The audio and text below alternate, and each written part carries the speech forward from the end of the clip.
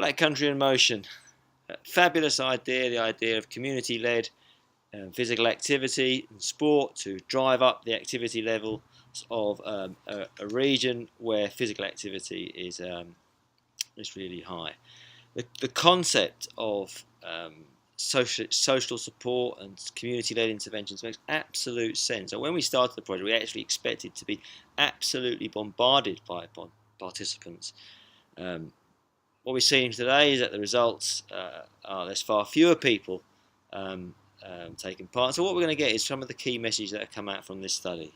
We're looking for, based on the IPAQ, was assessing how much exercise people were doing, and the project started that the way in which exercise is being proposed to be measured has changed hugely. At the time of doing the study, the IPAQ really was on fragile ground, and pretty much everyone knew that self-report was not a very good way to rate the intensity of what you're doing. But in massive change in technology, where use of Fitbits, use of technology, where step counters is starting to be far more the common method of assessing how intense exercise is. So we go with our intensity, with our self-report about how much exercise, but really we're always going to be struggling to make a remarkable claim around that using that method. So what have we found? In many ways, the hard to reach remain hard to reach. That physical activity levels in this area it's a desperately difficult subject to study.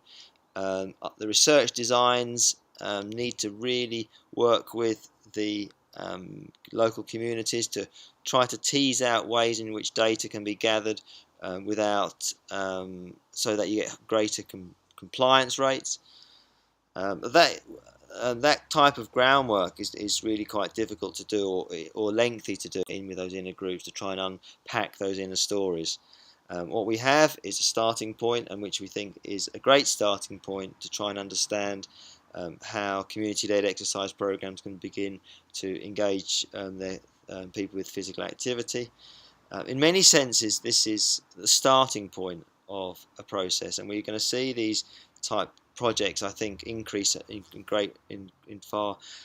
with a far greater amount over the next few years. What we've seen in the period of doing this piece of research is the growth of parkrun, and just to sort of check back as to where we were when we started at the beginning, in around 40,000 runners a week. That's an enormous amount. By the end of it, they're bringing in nearly 100,000 with big sponsors. We started from a point where we try to initiate local people via relatively low budget. We investigated this by taking a flyer down to Walsall Town Centre to try and find out who knew about the project, and knowledge of the project wasn't that great, to be honest.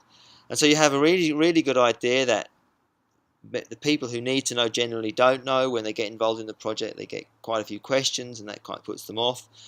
It's difficult to know whether the effect is to do with the intervention or is to do with the researcher, simply by design, and therefore lots more questions to answer.